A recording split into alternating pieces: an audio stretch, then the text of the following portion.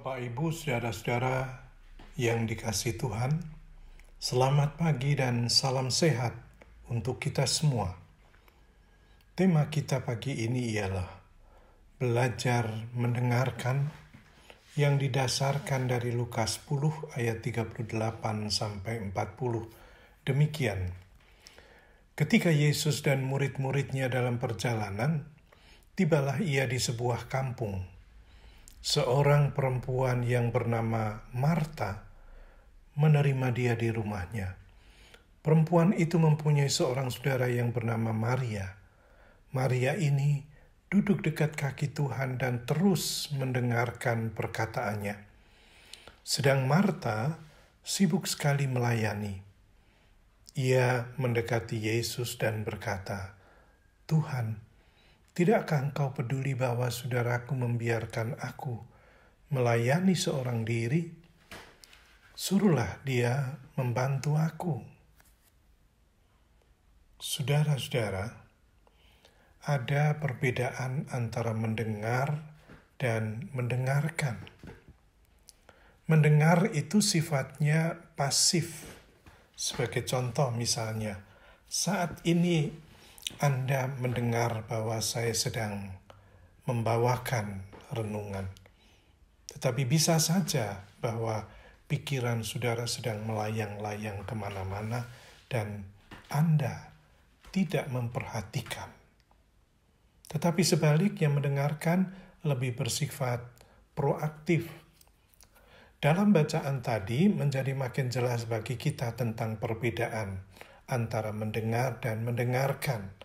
Atau dalam bahasa Inggrisnya lebih jelas, yaitu to hear dan to listen.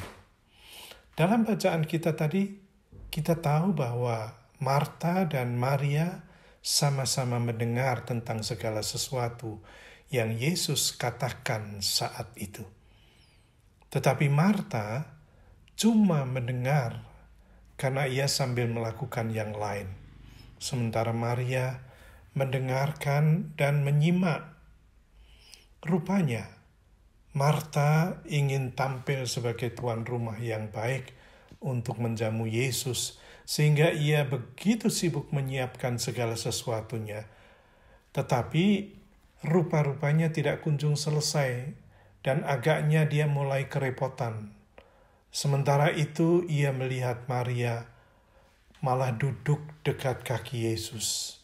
Kok enak pikirnya.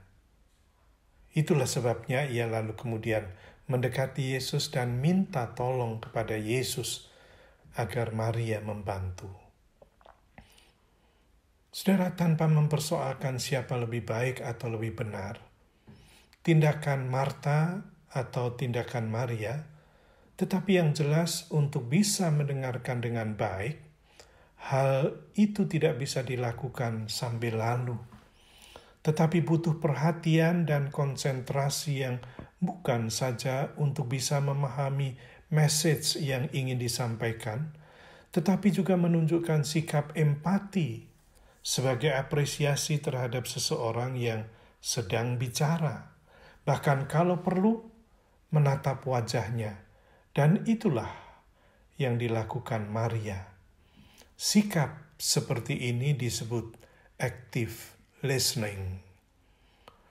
Dalam tulisan Cina yang pada hakikatnya adalah gambar, kata mendengarkan atau listen terdiri dari beberapa karakter yang tergambar di balik kata itu, yaitu terdiri dari mata, telinga, atensi, dan open heart.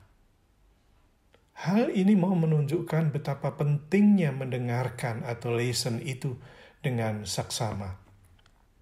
Dalam hal ini, Yakobus mengatakan, "Hai saudara-saudara yang kukasihi, ingatlah, setiap orang hendaklah cepat untuk mendengar, tetapi lambat untuk berkata-kata."